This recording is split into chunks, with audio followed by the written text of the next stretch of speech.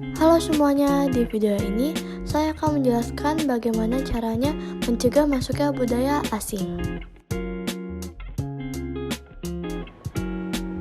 Sebelum itu, apa sih perubahan sosial budaya? Perubahan sosial budaya adalah transformasi yang terjadi dalam nilai-nilai norma, keyakinan, perilaku, dan struktur sosial suatu masyarakat. Lalu, dampak negatif dan positifnya itu ada apa aja sih? Untuk dampak positif perubahan sosial budaya, ada pola pikir masyarakat menjadi makin kritis, masyarakat makin rasional dan menjauhi hal yang irasional, berbagai peralatan hidup memudahkan kehidupan dan taraf hidup masyarakat meningkat, serta meningkatnya kepekaan dan pemikiran tentang kemanusiaan. Untuk dampak negatifnya, ada terdesaknya kesenian tradisional oleh kesenian modern, terdesaknya peralatan tradisional oleh peralatan modern, kehadiran mesin menggantikan peran manusia, timbulnya sikap individualistis, materialistis, dan konsumtif, pudarnya prinsip-prinsip kekeluargaan, tergerusnya nilai-nilai rohania, meningkatnya pencemaran lingkungan, dan hasil pembangunan yang tidak menyeluruh dan merata oleh rakyat yang berakibat muncul kesenjangan sosial. Berikut adalah contoh-contoh masalah sosial yang ada di lingkungan kita. Yang pertama adalah kenakalan remaja. Remaja seringkali melakukan perundungan antar sesama teman ataupun antar dengan orang-orang yang mungkin tidak mereka suka. Remaja pun juga seringkali melakukan hal yang disebut dengan tawuran.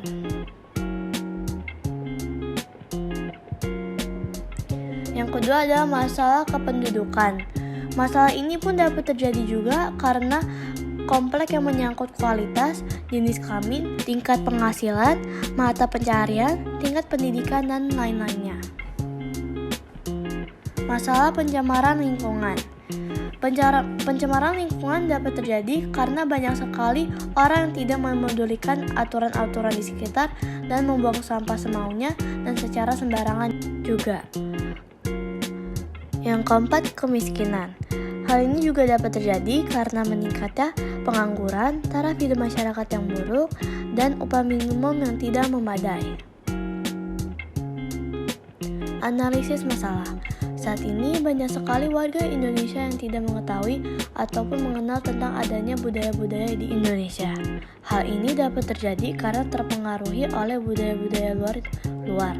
Contohnya, lebih menghafal lagu-lagu Korea atau K-pop daripada lagu-lagu kebangsaan Indonesia maupun lagu-lagu tradisional. Lalu karena hanya atau lebih menghafal dan mengetahui tarian-tarian sedang viral. Contohnya, tarian viral yang di TikTok, YouTube, Instagram, dan media-media lainnya. Tujuan saya memilih tema ini adalah karena saya ingin membantu mencegah terjadinya kedatangan budaya asing dan melestarikan kebudayaan Indonesia kembali. Kita dapat mewujudkan tujuan tersebut dengan melakukan langkah-langkah berikut. Yang pertama adalah bangga mengenakan pakaian batik. Dengan kita bangga mengenakan pakaian batik, kita dapat menunjukkan identitas dan kecintaan kita terhadap Indonesia.